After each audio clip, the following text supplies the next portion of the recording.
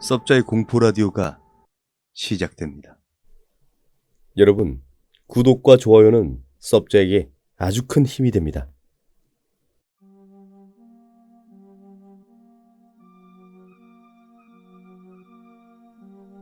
이번 이야기는 파도왕님의 사연. 이건 우리 형님이 겪으신 이야기입니다. 당시 형님의 나이는 25살이었고 형은 오토바이를 정말 사랑하는 사람이었습니다.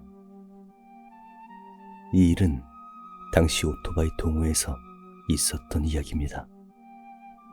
동호회 사람들이랑 그때 당시 포항에서 속초까지 라이딩을 했답니다.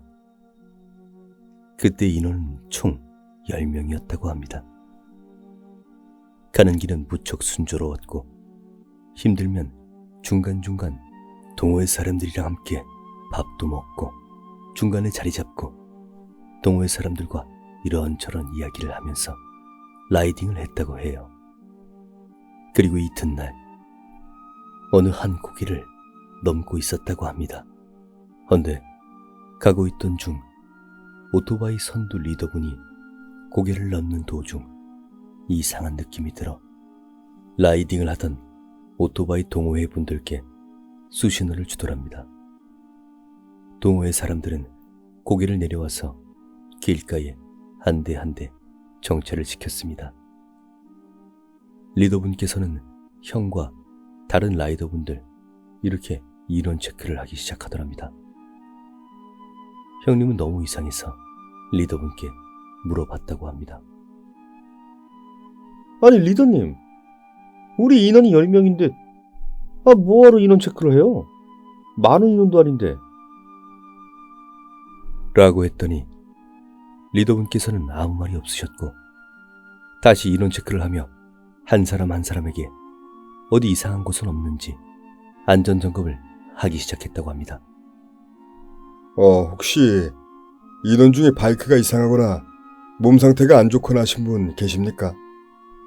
라며 안전점검 후 바이크 동호회 분들께 10분간 휴식을 하고 가자고 말씀하셨다고 합니다. 자, 여러분, 우리 간단하게 휴식 한 번만 하고 출발하겠습니다. 휴식은 10분이니까 편하게 흡연하실 분들은 흡연하시고 물 드실 분들은 물 드시고 이렇게 출발하도록 하겠습니다. 자, 아시겠죠? 여기서 이상한 점을 발견합니다. 고개를 넘기 전 15분간 휴식을 취하고 안전점검을 하고 출발을 하였다고 합니다. 헌데 출발한 지 얼마 되지 않아 또다시 10분간 휴식을 취한다고 하니 형님과 동호회 분들은 이상함을 느꼈고 의아하게 생각했다고 합니다. 하지만 모두들 안전차 점검을 한다고 생각을 하였고 리더분께선 그냥 조심성이 있으신가 보다 하며 생각을 한 뒤 휴식 후 동호회 분들과 출발을 하였다고 합니다. 그리고 얼마 가지 않아 리더분께서 또다시 정지 신호를 주시는 겁니다. 아니나 다를까 또다시 안전점검을 하고 인원 체크를 하기 시작했습니다. 그래서 다른 인원들이 저 리더님, 너무 피곤하셔서 그러시면 저희 그냥 여기서 텐트 치고 하루 자고 출발하시죠. 라고 동호회 분들 중 한 분이 말씀하셨다고 합니다. 그리고는 리더분께서 심각한 표정으로 말씀하셨다고 합니다. 저는 여러분들의 안전을 생각하며 안전 점검과 인원 체크를 하면서 달립니다. 그런데 혹시나 하는 생각에 달리면서 사이드를 보면 오토바이들이 한 대 한 대 사라지는 게 보였습니다. 라고 말씀하시더랍니다. 그 이야기를 들은 동호회 분들은 동요를 하기 시작하며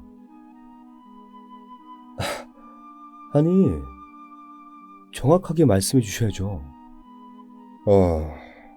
조금 전에 말씀드린 것과 같이 제가 본 그대로를 말씀드렸습니다. 이게 한 번이면 잘못 봤다고 생각했을 텐데 고개를 넘음과 동시에 뒤에 있던 여러분이 한 분 한 분 이렇게 사라지는 걸 제가 똑똑히 봤다고요. 이야기를 들은 동호회원들은 가까운 곳에 텐트를 치고 간단히 식사를 하였다고 합니다. 그날 밤이었습니다. 그날 밤에 설치한 텐트는 3개였다고 합니다. 그리고 저희 형님은 리더분과 같은 텐트에서 잠을 청했다고 합니다. 한참을 잠에 빠져들 때였습니다. 옆에서 자고 있던 리더분이 가위에 눌린 것처럼 끙끙 앓고 계신 겁니다. 그래서 형님은 리더님을 보고 리더님 왜 그러세요? 리더님!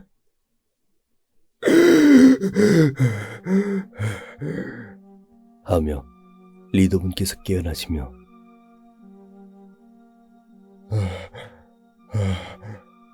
가위에 눌려서 죽을 뻔했습니다. 덕분에 가위에서 풀렸네요. 감사합니다. 가위의 내용은 이렇습니다. 라이딩을 하며 리더님께서 사이드를 보고 있는데 동호회분들의 오토바이에서 귀신들이 달라붙어 있었고 어떤 분의 오토바이에는 목을 조르는 귀신이 있었고 어떤 분 오토바이에는 귀신이 바퀴에 달라붙어 있었고 또 어떤 분 오토바이에는 여러 귀신들이 달라붙어 있었다 라는 내용이었습니다. 그 후에 리더분께서는 아침이 밝을 때까지 잠을 못 주무셨다고 합니다.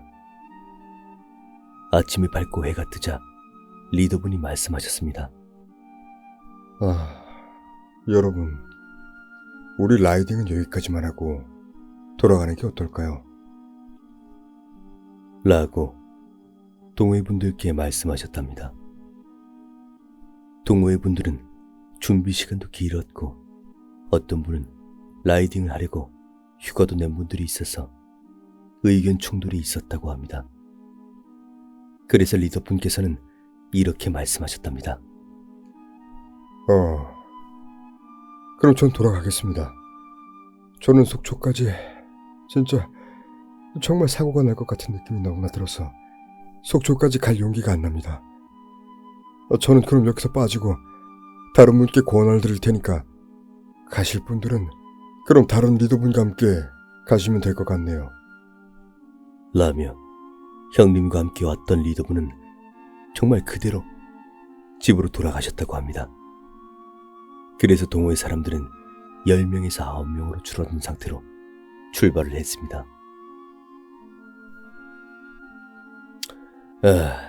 자, 그럼 저희는 조금 무리를 해서 얼른 빠르게 속초까지 밟고 가시는 게 어떻습니까? 라며 출발을 하기 시작했습니다. 그런데 갑자기 출발을 하려는 순간 오토바이들이 문제를 일으키기 시작하는 겁니다. 어떤 오토바이는 시동이 걸리지 않고 또 어떤 오토바이는 타이어에 펑크가 나 있더랍니다. 그 전날까지만 해도 멀쩡했던 오토바이들이 문제가 생기다니. 결국 문제가 생긴 오토바이들은 오토바이 센터로 보내지고 나머지 인원들만 속초로 출발하였다고 합니다. 그런데 형님 뒤로 따라오던 오토바이 2대가 쓰러진 것입니다. 다행히도 출발한 지 얼마 되지 않아 속도를 크게 내지 않았기 때문에 사람이 다치거나 오토바이가 망가지거나 하는 일은 없었다고 합니다. 형님은 오토바이 센터에 또다시 연락을 했고 형님은 여기서부터 공포를 느끼게 됩니다. 혹시나 형님은 혼자 달리다가 다른 분들처럼 사고가 날 것 같은 느낌이 들어 오토바이 센터에서 형님 오토바이와 쓰러진 오토바이들을 차에 실어 센터까지 함께 갔다고 합니다. 센터에 도착해서 동호회 분들께 물어봤다고 합니다.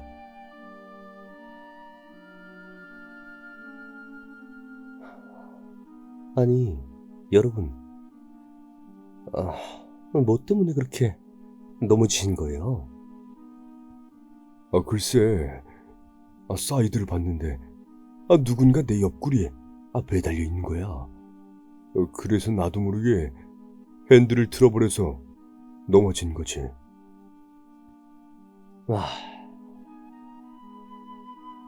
아니, 여러분들. 아니, 형님들. 하루 이틀 타시는 것도 아니고, 오토바이에 뭐가 있었으면, 옆에 잠깐 세우면 되는데, 왜 넘어지고 그러셨어요? 아니. 잠깐. 아니, 형님도 그러셨어요? 나도 내 옆구리가 이상해서 사이드를 보니까, 누가 매달려 있어서, 놀래서 멈추려고 그랬는데, 오토바이가 말을 안 듣고 지멋대로 움직이는 바람에, 그냥 넘어져 버렸다니까요. 이야기 도중, 첫날 함께했던 리더분께서 전화가 왔더랍니다. 리더분과 헤어진 시각은 불과 1시간밖에 안 된 시간이었다고 합니다.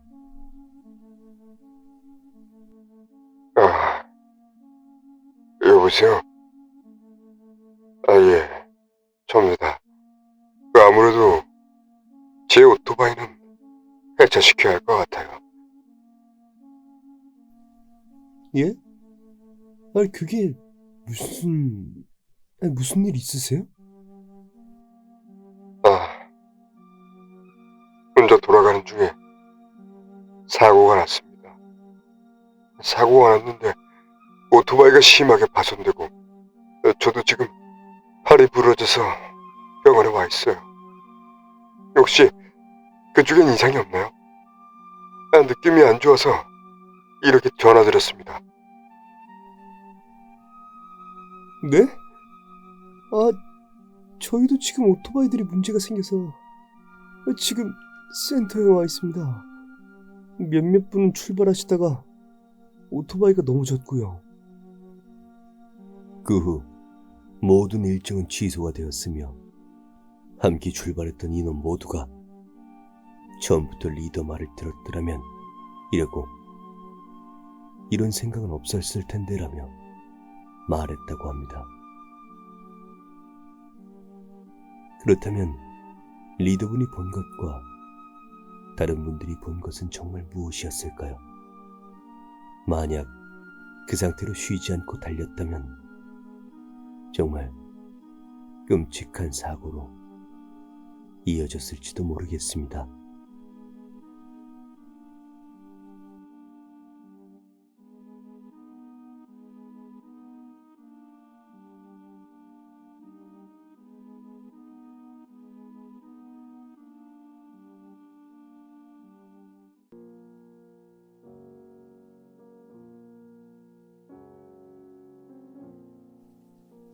흠령이님의 사연.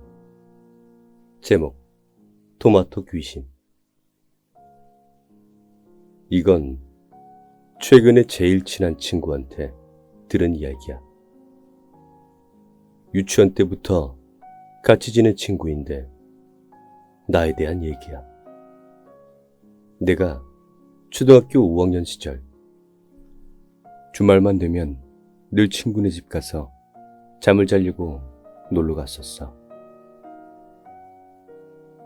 친구 아버님도 나를 너무 잘 챙겨주셨거든.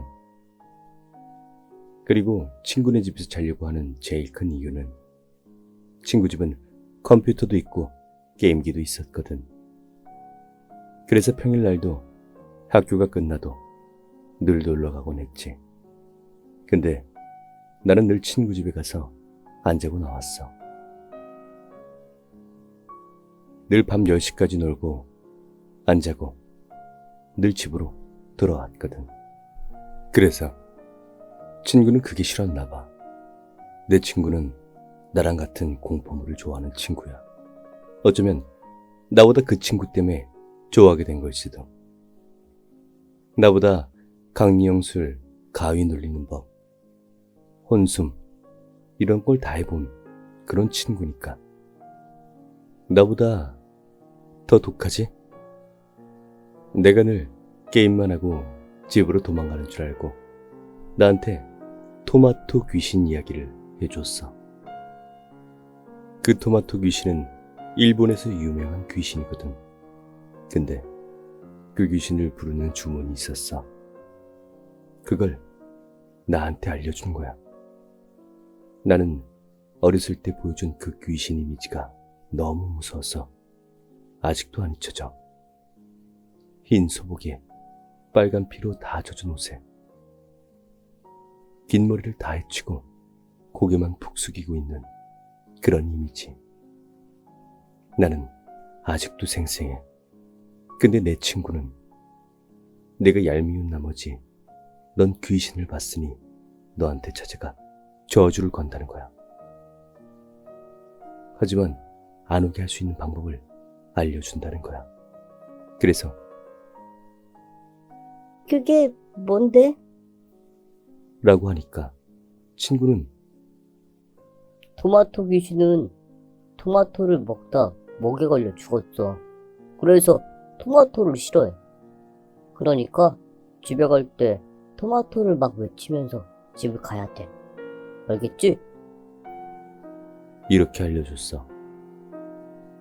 나는 집에 자전거를 타면서 막 외치면서 갔지.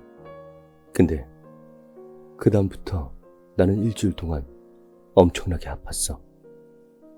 병원에 가보니 혓바닥이 헐어서 침을 삼켜도 아플 거라고 했어.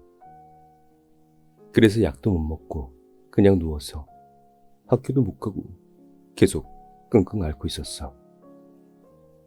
그리고 일주일 정도 되니까 싹 나아지더라.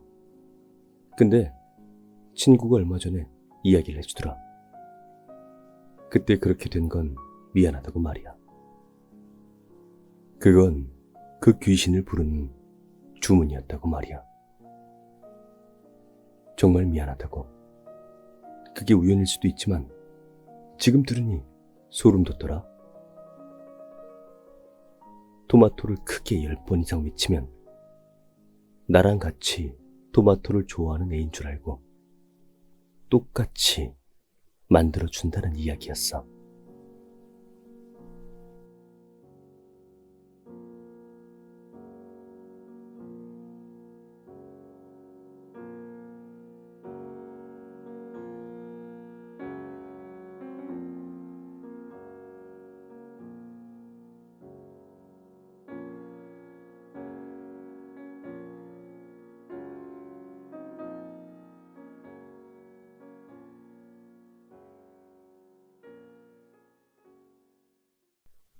로즈마리는 직장 근무를 끝마치고 친구와 맥주를 마시는 것이 취미였다. 매일의 고된 일상 속에서 유일한 피난처이자 집은 맥주 속에 담겨 있었다. 그날도 로즈마리는 친구와 맥주 반잔을 마신 채 늦은 시간 맥주집에서 나왔다. 평소에 마시던 양과 비교해 보았을 때 그다지 많이 마시진 않았고 또 집도 그다지 멀지 않은 터라 운전하고 가기로 로즈마리는 마음먹었다. 맥주집에서 집으로 가기 위해선 황량한 국도를 지나쳐야만 했다. 평소 갱들이나 폭주족들이 국도 중간중간 진을 치고 있어 피해 다녔던 도로였는데 그날따라 아무도 보이지 않아 로즈마리는 엑셀을 밟았다. 국도를 따라 몇 분인가를 달리던 중이었다. 술을 마셔 몸이 녹초가 되어 알아차리지 못했던 검은 자동차가 뒤에서 다가오는 것을 보았다. 자동차 유리창이 너무나도 심하게 검정색으로 코팅된 90년대 BMW로 로즈마리의 차를 아까 전부터 추월하려 했었는지 차가 약간이지만 차선 밖으로 나가 있었다. 로즈마리는 더 이상 뒷차에 피해를 주지 않기 위해서 차를 먼저 보내려고 깜빡이를 킨 채 옆으로 살짝 비켜주었다. 로즈마리의 신호를 알아들었는지 검정 승용차는 조금 속도를 내며 로즈마리의 차를 순식간에 지나쳐갔다. 부드럽게 지나쳐가는 운전 기술에 로즈마리가 감탄하고 있을 때였다.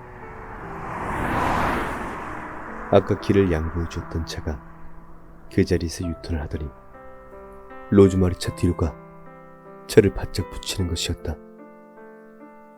뒤에 부착된 범퍼에 달 것만 같이 바짝 붙어 끊임없이 로즈마리를 쫓아오던 뒷차를 보며 로즈마리는 혼비백산할 수밖에 없었다.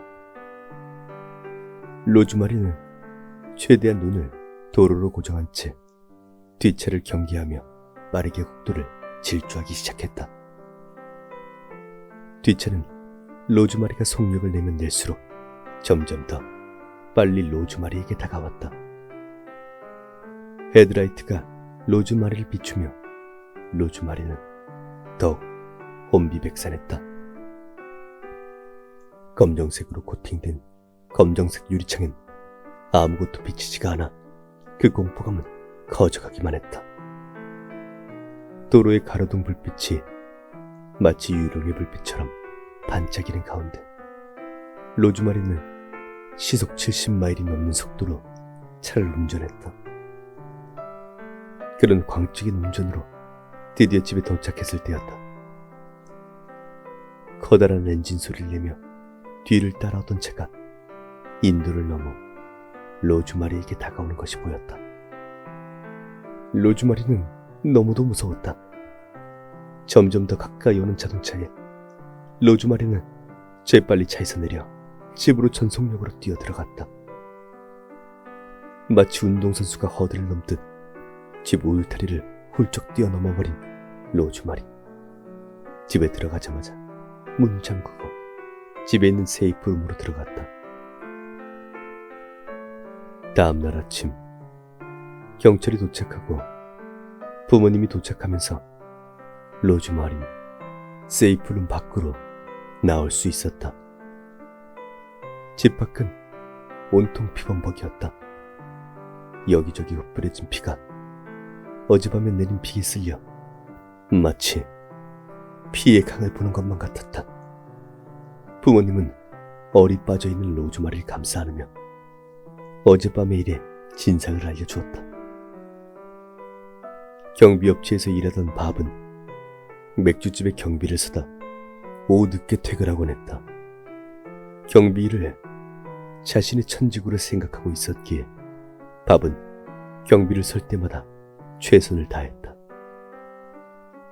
사건이 일어난 밤도 밤에 근무교대에서 서는 경비가 나오지 않아 대신 근무를 서고 밤늦게 집으로 향하던 길이었다.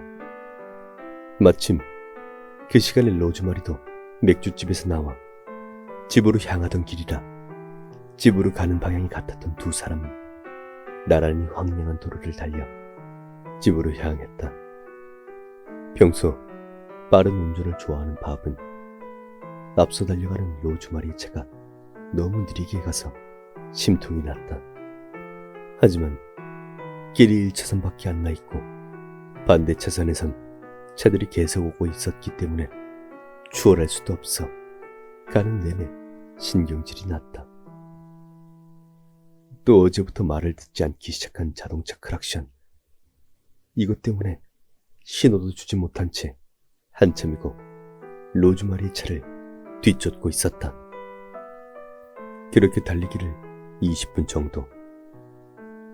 앞차가 드디어 밥의 존재를 알아차렸는지 깜빡이를 켜고 옆으로 차를 비스듬히 비켜주었다. 비스듬한 각도 때문에 밥의 차의 헤드라이트가 앞차의 뒤쪽 유리를 비췄을 때였다. 한 남자의 실루엣이 빛에 반사되어 밥의 눈에 보였다. 로즈마리의 차 뒤쪽 좌석에서 칼을 들고 로즈마리를 찌르려던 한 남자를 말이다. 밥은 평소 직업정신에 투철하기로 유명한 직원이었다. 불의를 보면 참지 못했고 공경에 처한 행위를 보면 당장이고 달려가서 도와주었다. 또 밥은 격투수를 오랜 기간 동안 익혔기 때문에 충분히 칼을 든 남자를 제압할 수 있을 것이라 생각했다.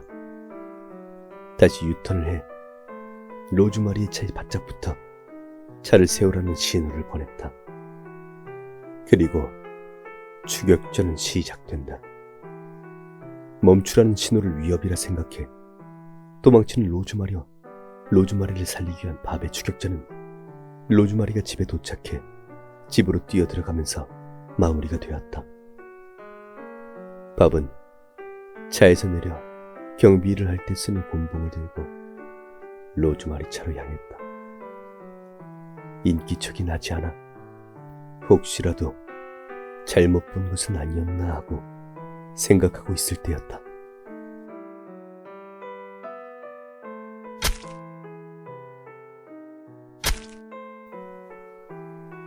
뒤에서 아주 강렬한 통증이 느껴졌다.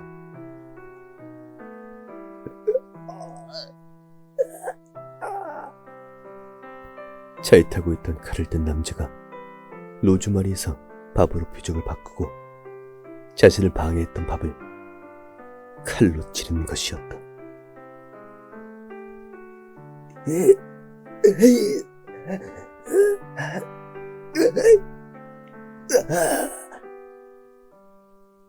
상처를 입은 상태에서 밥은 곤봉으로 범인에게 저항했지만 피를 너무 흘려 결국 기절하고 말았다.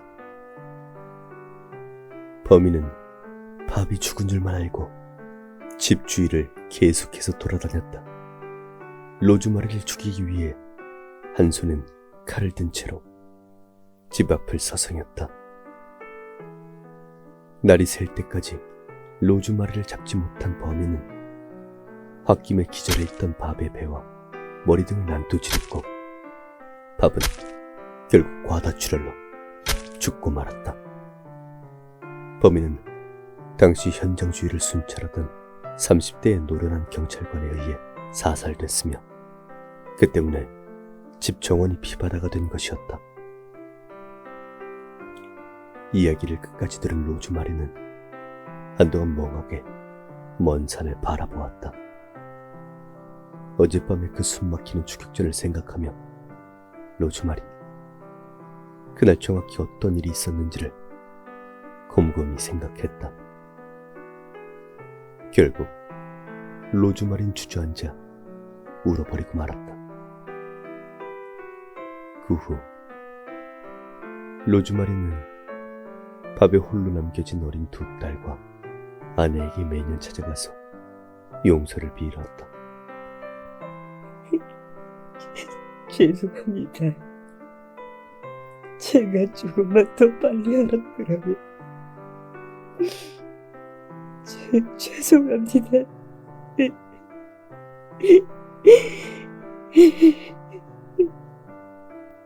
또한 로즈마리는 매일 스트레스를 풀어주기 위해 마셨던 맥주를 끊었다. 한 여자를 살리기 위한 경비원의 노력으로 한때 나라를 울렸던 스핀도트 사건. 아직도 미국 경비업체들의 로고 밑엔 밥의 얼굴이 그려져 있다고 한다.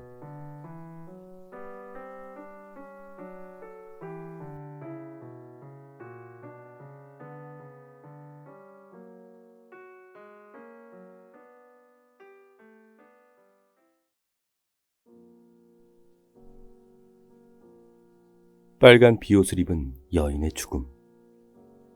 장충동 대중목욕탕 살인사건. 1985년, 그땐 우리나라에 대중목욕탕이 많았다. 개별 욕실이 딸린 집이 지금처럼 보편적이지 못했던지라 대중목욕탕은 지금의 주유소만큼이나 큰 사업 아이템이었다. 주말이 되면 가족 단위 인파가 물밀듯이 밀려와 목욕탕은 인산인해였다. 보통 이 시기에 목욕탕은 아침 6시에 문을 열어 저녁 8시까지 영업을 하는 게 보통이었다. 금요일 저녁 7시 반을 넘어 장충동에 위치한 대중목욕탕 사장 K씨는 손님도 다 나가고 슬슬 문을 닫을 준비를 하였다. 마침 비가 억수같이 쏟아져 손님도 별로 없던 터라 평상시보다 일찍 문을 닫으려는 순간 손님 한 분이 터벅터벅 목욕탕 입구로 걸어왔다. 하루 평균 300mm 비가 쏟아지던 시기라 앞이 잘 보이지 않은 가운데 이 여인이 K씨 눈앞에 이르렀을 때 K씨는 깜짝 놀랐다. 모습이 너무 독특했기 때문이다. 빨간 우산에 빨간 코트 형태의 우의를 입고 있었다. 감기 몸살에 걸린 사람 마냥 위아래 전신을 사시나무 떨듯 떨고 있었다. 저 영어 잘하세요? 아이고, 손님 안녕하세요. 마침 비도 많이 오고 이제 문을 닫으려고 하는데요. 죄송한데 잠시 샤워 좀 하고 나올게요. 뜨거운 물에 잠깐만 몸을 담그고 싶어요. 제발 부탁입니다. 목욕탕 사장 K씨는 너무 떠는 여자가 안쓰러워 그만 여자의 부탁을 수락했다. 그럼 얼른 탕에 몸만 담그고 나오세요. 곧 문을 닫을 거니까 얼른 씻고 나오세요. 고맙다는 말을 던진 이 여자는 바로 탕 속으로 들어갔고 그렇게 시간은 흘렀다. 8시가 넘자 K씨는 약간의 조바심을 냈지만 그래도 기다리는 미덕을 갖고 문 닫을 준비를 했다. 당시 청소를 겸하고 있던 세신사는 일찍 퇴근한 상황이라 사장이 직접 청소를 해야 할 상황이었다. 8시 반이 돼도 여자가 나올 기미가 안 보이자 결국 K씨는 여탕 입구에 문을 두드렸다. 손님, 1시간이 다 되어갑니다. 이제 마무리하고 나오세요. 저도 청소하고 문 닫고 집에 가야죠. 몇 번의 노크와 말에도 안에서는 아무런 인기척이 없었다. 사장의 손엔 땀이 서서히 났고 문을 열지 말지 고민을 하여 다시 큰 소리로 했던 말을 반복했다. 그리고 노크 소리는 더욱 크게 손에 힘을 주었지만 아무런 인기척을 느낄 수 없었다. 결국 사장은 문을 열고 목욕탕 안을 들여다보았다. 사장은 꿈을 꾼 듯한 느낌이었다고 훗날 회상했다. 탕 속은 온통 붉은색으로 물들여져 있었고 여인은 두 눈을 부릅뜬 채 사장을 주시하고 있었던 것이다. 아직도 기억이 생생하다는 사장의 말을 듣는 이로 하여금 소름 돋게 만든다. 경찰 신고로 이 사건은 수사에 들어갔지만 끝내 해결되지 못했다.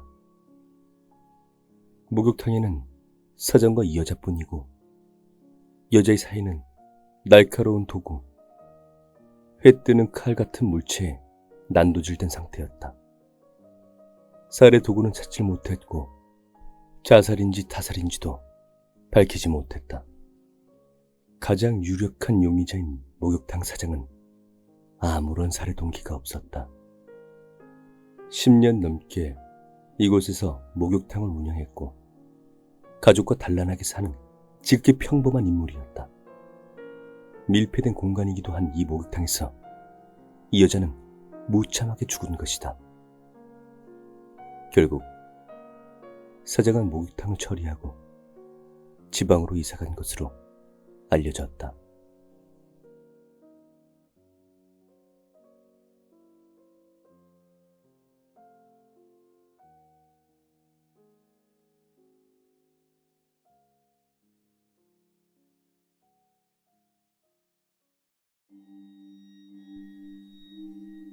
(5년) 전 나에게는 S라는 친구가 있었다. S와 나는 고1 때 만났는데 S는 무서운 이야기를 좋아해서 나도 자연스레 무서운 이야기를 좋아하게 됐고 둘이 같은 괴담 동지로서 모여 같이 심령 스팟에 방문하기도 했다. 하지만 나는 동아리 활동도 해야 했기 때문에 S는 낮부터 혼자 다양한 장소를 돌아다녔다고 한다. 그러던 어느 날 일요일 동아리 시합을 마치고 휴대폰을 보니 S로부터 하고 싶은 말이 있는데 지금 우리 집에 와주지 않을래? 라는 메일이 와 있었다. 솔직히 시합 때문에 지친 것도 있어서 무슨 얘기? 오늘 좀 힘든데. 내일 학교에서 말해주면 안 돼? 라고 답장을 보냈는데 오늘 꼭 이야기하지 않으면 안 된다는 모양이었다. 난 귀찮다고 생각하면서도 뭔가 재미있는 곳이라도 발견했나 싶어 내심 기대하고 있었다. S집 앞에 도착해 전화로 불러냈다. 그러자 S가 나오더니 왔냐? 지쳤을 텐데 미안. 들어와. 의외로 평소와 다를 바 없는 S. 나는 조금 실망하면서 2층에 있는 S의 방에 올라갔다. S와 나는 잡담을 한 후 나는 본래 화제를 꺼냈다. 근데 하고 싶다는 얘기가 뭐야? S는 잠시 입을 다물었다가 천천히 이야기를 꺼냈다. 나 있잖아. 오늘 한가에서 심령 스팟으로 유명한 땡땡산에 갔었거든. 근데 그 산에 도착했는데 아직 대낮이라 그렇게 무섭지 않더라고. 그래서 이대로 돌아가기 좀 뭐해서 근처에 있는 등산 코스를 따라 올라가기로 했어. 요즘 세상에 혼자서 등교하는 고교생은 아마 너밖에 없을걸. 야, 시끄러 임마. 기념 삼아서야. 기념. 아무튼 그래서 일단 올라가긴 했는데 재미가 하나도 없는 거야. 그래서 한가하네 하면서 걷고 있으니까 웬 짐승길 같은 게 보이더라. 기왕 온 김에 그 길을 가보기로 한 거야. 근데 또 그 길이 엄청 길어. 금방 막다른 길이 나올 줄 알고 갔는데 너무 기니까 불안해지더라고. 그렇게 가다 보니까 결국 길의 마지막까지 갔단 말이지. 아니나 다를까 막다른 길이었어. 결국 이거냐라고 생각 들면서 다시 돌아가려는 차에 그 막다른 길 쪽에 딱 사람 한 명이 들어갈 그런 구멍이 있는 게 보였어. 그래서 뭔가 모험심 같은 게 불타올라서 거길 들어가 본 거야. 와, 거길 들어갔냐? 너도 참 용기가 대단하다, 대단해. 응? 들어봐. 그래서 한참 들어가 보니까 갑자기 넓은 공동이 나타났어. 그곳에 뭐가 있었을 것 같아?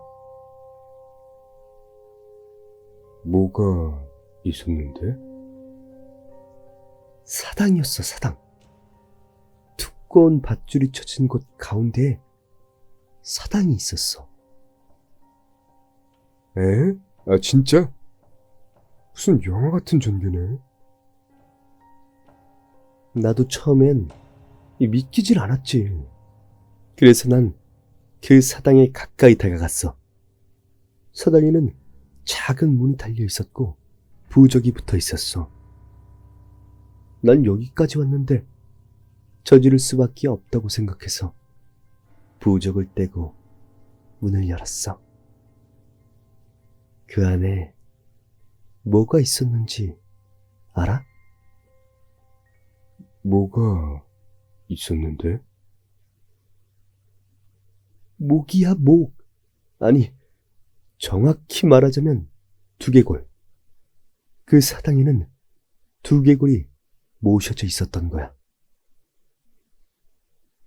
그 이야기를 들은 순간 등줄기에 한기가 스며들었던 것을 지금도 기억하고 있다. 게다가 말이야, 그 두개골 조금 이상했어. 뭔가 작은 인간의 두개골이랑 조금 다르듯, 아니야. 뭔가 순간적으로 본 거기도 하고, 사람 두개골을 실제로 본 적이 없으니까 내 기분 탓이라고 생각하고 있긴 해. 야, 너 그거 좀 위험한 거 같은데. 역시 그렇지. 나도 본 순간, 이거 진짜 큰일이다. 그래서 바로 문 닫고 부적도 다시 붙인 뒤에 몇 번이고 사과하고선 도망치듯 집에 오긴 했어. 야, 그게 그걸로 끝날 리가 있어? 내일 학교 끝나면 바로 신사로 가서 신주님께 사정 말씀드리고 바로 불제 받아. 나도 같이 갈 테니까, 응? 그래. 알았어. 그렇게 할게. 고마워. 결국 그렇게 나는 이야기를 전부 들은 뒤 의외로 시간이 많이 지나서 석연치 않은 마음을 안고 그대로 집에 돌아갔다. 그 다음날 담임으로부터 옆반의 S군이 죽었다는 이야기를 들었다. 나는 반광란 상태로 담임에게 자세히 물어봤지만 담임도 자세한 상황은 모른다는 것 같았다. 나는 수업을 째고 S의 집으로 달려갔다.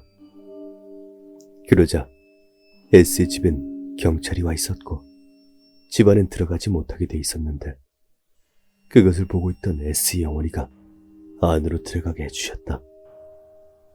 울부짖는 S의 어머니께 눈 딱 감고 사정을 물어보았더니 아침에 S의 어머니가 평소와 같이 S를 깨우러 가보니 침대 위에 누워있었던 S가 목만 깔끔하게 없어진 채 죽어 있었다고 한다.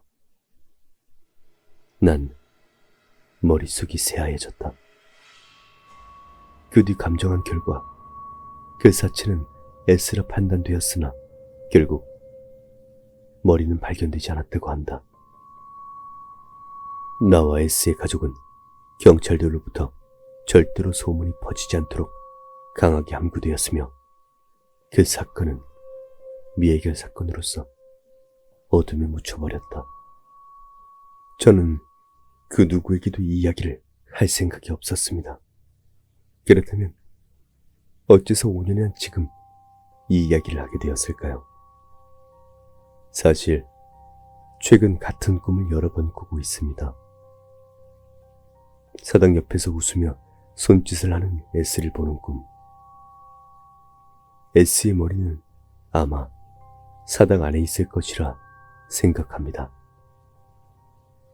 일단 오늘 신사에 가서 신주님께 전부 이야기를 하고 왔으니 이야기를 풀어보겠습니다.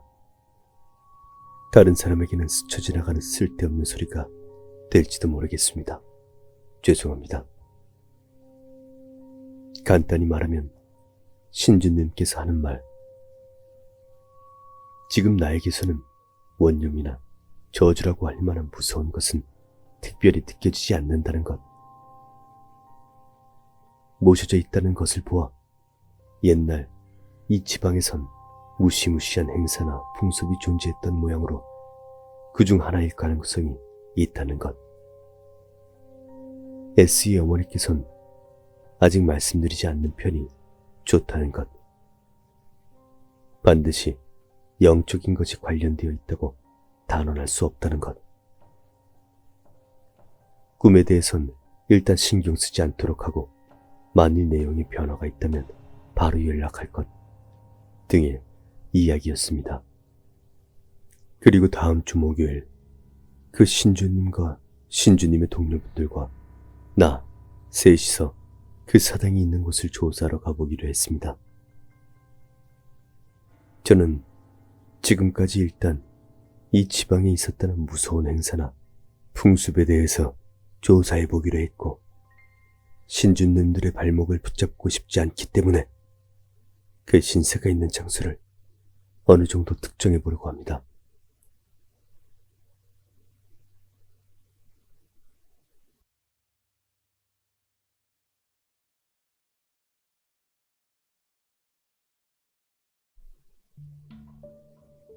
내가 신을 믿게 된 이유.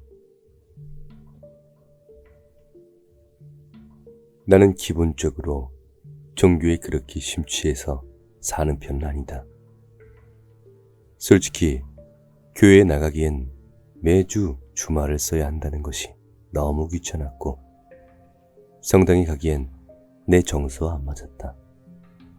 그래서 누가 종교가 뭐냐고 물으면 나는 조금 생각하다가 불교라고 이야기한다. 교회, 성당, 절을 모두 다녀봤지만 내 정서와 가장 잘 맞고 마음이 편해지는 곳은 절이었기 때문이다. 거기다 외할머니, 어머니 모두 불교 신자시며 3대째 모태불교 신앙을 갖고 있다. 그러다 보니 어릴 때부터 자연스럽게 불교 관련된 이야기를 많이 들은 탓도 있는 것 같다. 외할머니께서는 내 태몽을 이야기하시며 나는 꼭 불교를 믿어야 한다며 이야기하셨다. 내 태몽을 들은 대로 이야기하자면 외할머니께서 꿈에서 댁 마당에 나와 계셨는데 하늘에서 오색빛이 내리쬐더니 구름 사이로 황금 관세음보살이 아기를 안고 내려왔다고 한다. 그리고는 외할머니 앞에 내려와 아기를 품에 맡기며 이 아기를 꼭 잘 키워야 한다 라고 하셨다고 한다. 이 때문에 집안 어른들께선 내가 태어날 때부터 큰 사람이 될 거라고 기대를 많이 하셨다고 한다. 아무튼 그래서 난 기본적으로 절과 스님들에게 상당히 호의적이었다. 그러나 내가 정말 아니 최소한 부처님은 있다고 믿게 된 일이 있었다. 아참, 이 이야기는 특정 하나의 종교적인 색채를 띄우고 있습니다. 혹시 불편하신 분들은 죄송하지만 뒤로 가기를 눌러주십시오. 때는 2015년 여름, 대학교 마지막 학기를 앞두고 있던 난 평소 친하게 지내던 동생 둘과 함께 내일로 기차 여행을 떠났다. 부산, 안동 등을 거쳐 정동진까지. 도착한 우린 정동진에서 하룻밤을 묵은 뒤 충주로 가기 위해 정동진역 앞 편의점에서 더위를 식히고 있었다. 아이스크림 하나 먹으며 멍 때리고 있던 그때 우리 쪽으로 여승 한 분이 걸어오셨다. 차분하게 느긋하지도 급하지도 않은 걸음걸이로 우리 앞까지 오신 그 스님은 조용히 미소를 띄우며 우리에게 합장을 하셨다. 우리 셋 중 나와 후배 A는 불교, B는 무교였으나 나와 A가 일어나 마주 합장을 하자 B도 엉거주춤 일어나서 합장을 했다. 합장을 하고 마주본 스님의 모습은 참 신비로웠다. 뜨거운 햇볕이 내리쬐는 8월에 온몸을 덮는 승복을 입었으나 땀은 한 방울도 흐르지 않았고 숨을 몰아쉬거나 하지도 않았다. 굉장히 하얀 피부에 얼굴에서는 나이를 가늠하기가 힘들었다.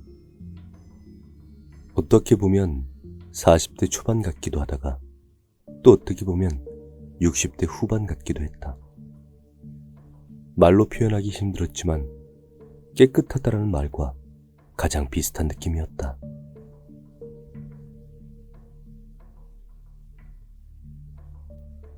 놀러 오셨나 봅니다.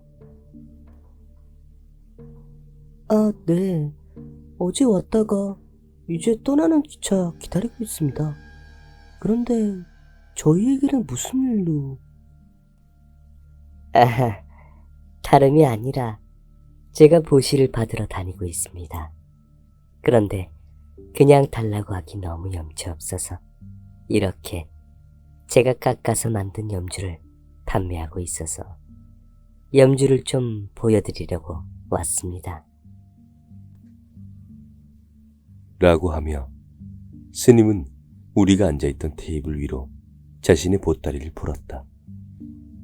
보따리 안에서 나온 염주들은 소박하고 수수하게 생겼지만 뭔가 차분하고 정성이 느껴지는 예쁘고 좋은 염주들이었다. 우와, 이걸 스님이 직접 하셨다고요? 모자란 실력이지만 부처님께 공을 들이며 정성스럽게 만든 염주입니다. 확실히 일반 관광지에서 파는 염주보다는 몇 배는 더 정성이 들어가 보였다. 나와 후배 A는 그 자리에서 본인 것과 어머니 것까지 총 4개를 샀고 스님은 감사 인사와 함께 합장을 하셨다. 정말 감사합니다. 관세음보살. 스님, 잠시만요. 나는 편의점 안으로 들어가 시원한 보리차를 하나 사서 스님에게 건넸다. 아무리 땀 한 방울 안 난 모습이라지만 이 날씨에 승복을 입고 돌아다니는 것이 너무 힘들 거라 생각했기 때문이었다. 스님, 오늘 날씨가 너무 더워요. 이거라도 드시면서 다니세요. 아이고, 정말 감사드립니다. 안 그래도 목이 말랐는데. 스님은 그 자리에서 보리차를 벌컥벌컥 들이키셨고 우리는 그 모습을 보고 있었다. 단숨에 반을 마셔버린 스님은 나를 찬찬히 보시더니 싸맸던 보따리를 다시 풀었다. 시주님을 자세히 보니 이게 필요할 것 같습니다.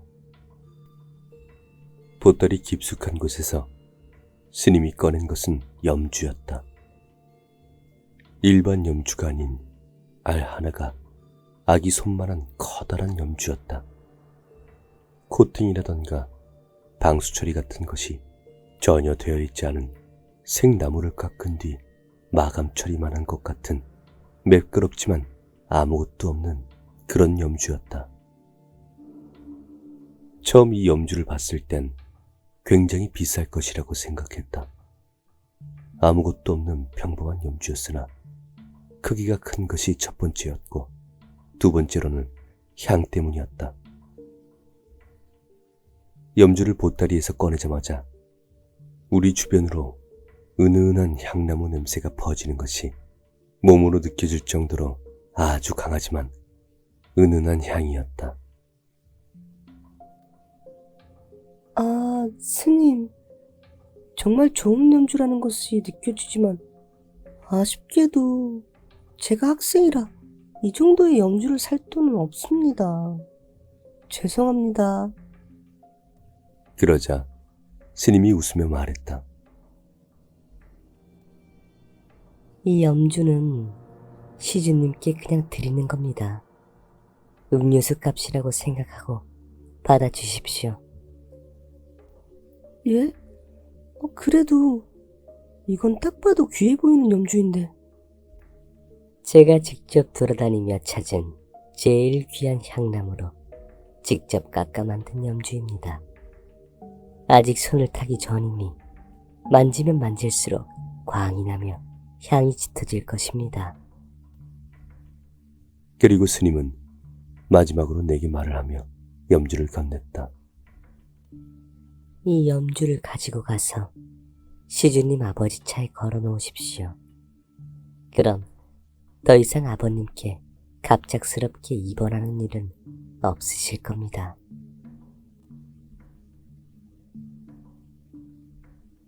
그렇게 말씀하신다면 감사히 스님, 저희 아버지가 그러시는 걸 어떻게 하셨습니까? 나는 깜짝 놀라 염주를 든 채 스님을 쳐다봤다. 내 옆에 있던 동생들도 마찬가지로 놀란 표정이었다. 사실 우리 아버지는 해마다 갑작스럽게 다치고 입원을 일주일씩 하셨다.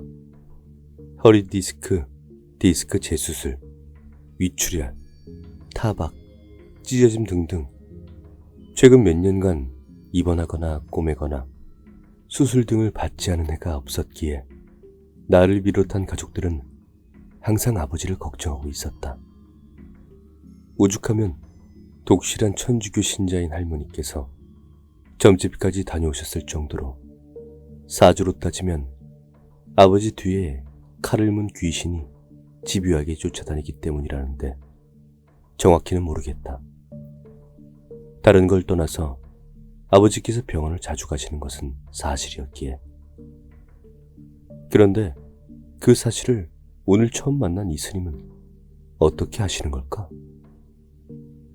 놀란 눈을 하고 있는 내 손에 염주를 더 단단히 쥐어주신 스님은 웃으며 우리에게 합장을 한 뒤 처음 왔던 것처럼 빠르지도 느리지도 않은 걸음으로 우리를 지나쳐 걸어갔다. 형, 저 깜짝 놀랐어요.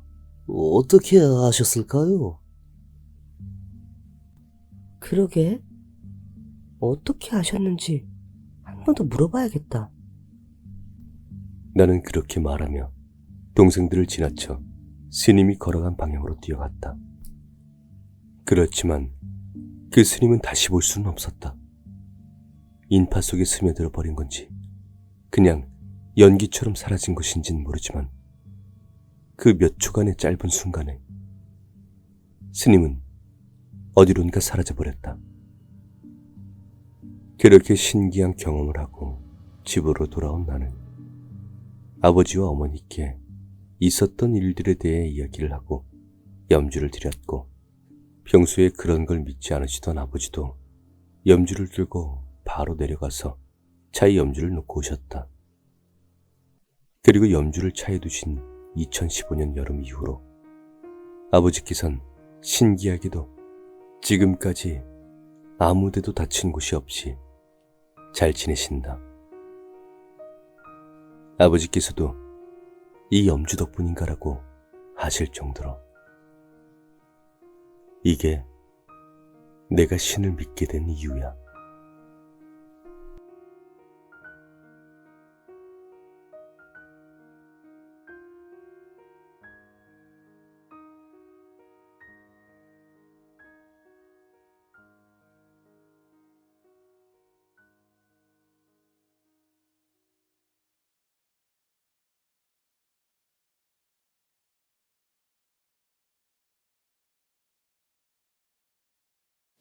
안녕하세요. 새로 이사 오신 당신을 우리 마을 사람들은 진심으로 환영합니다. 작지만 아름다운 이 마을에 정착하기로 한 당신의 결단에 매우 큰 환영과 감사를 드립니다. 이 신비로운 마을에서 지켜야 할 간단한 규칙을 소개해 드릴 테니 이 공문을 잘 간직하고 계시길 바랍니다.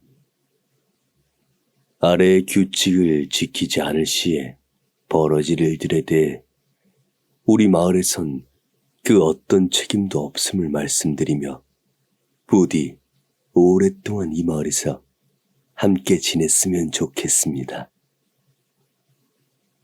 첫 번째, 우리 마을은 새벽 2시부터 새벽 3시까지 모든 불을 소등해야 합니다. 당신이 자고 있든 깨어있든 상관없이 집안의 불빛이 밖으로 새어나가지 않게 주의해 주시기 바랍니다. 이 시간 동안은 외출도 자제해 주시기 바랍니다. 그것들은 불빛과 인간을 좋아합니다. 두 번째, 만약 한밤중에 누가 당신의 집 문을 두들기며 고기를 달라고 한다면 정중히 거절하십시오.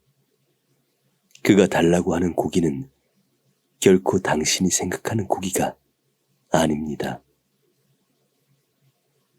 세 번째, 길을 걷다가 오래된 우물을 발견한다면 즉시 집으로 돌아와 문을 잠그고 그날은 외출을 삼가하십시오.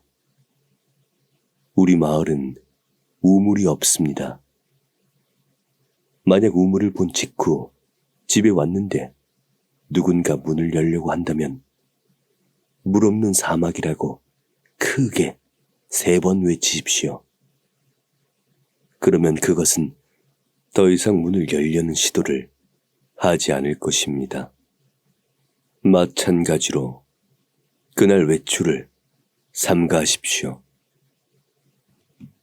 네 번째, 당신이 집에 들어가려 하는데 문이 열리지 않는다면 당황하지 말고 마을회관으로 가서 그곳에 있는 동상에 절을 한번 하십시오. 신기하게도 집 문이 열릴 것입니다. 다섯 번째, 만약 당신의 집 창밖으로 붉은 옷의 한 아이가 서 있다면 당장 눈을 감고 계십시오. 그리고 10초 후에 눈을 뜨십시오. 그것을 오랫동안 보고 있지 마시기 바랍니다. 그것은 자신을 바라보는 대상을 해코지할 것입니다. 여섯 번째, 누군가 당신의 이름을 부르며 뒷산에 가자고 한다면 그 자리에 주저앉은 다음 귀를 막고 당신의 이름을 거꾸로 3번 말하십시오. 절대 그 목소리를 따라서 뒷산으로 가지 마십시오. 그곳을 갔다가 돌아온 사람은 없습니다. 6-1번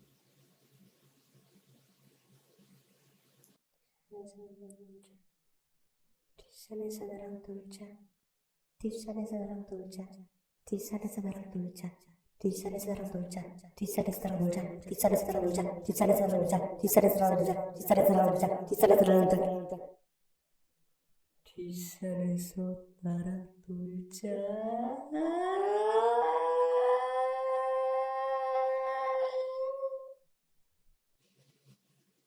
일곱 번째, 우리 마을엔 경비가 없습니다. 만약 밤중에 손전등을 갖고 돌아다닌 사람을 본다면 무시하십시오. 만약 그가 당신의 집 근처를 10분이 넘도록 배회한다면 최대한 조용히 하십시오.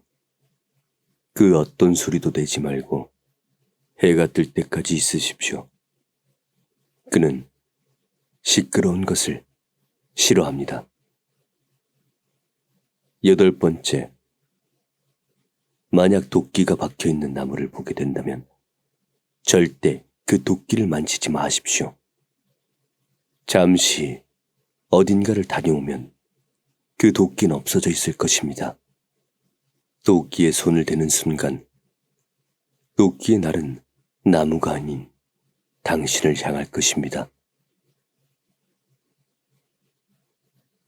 아홉 번째,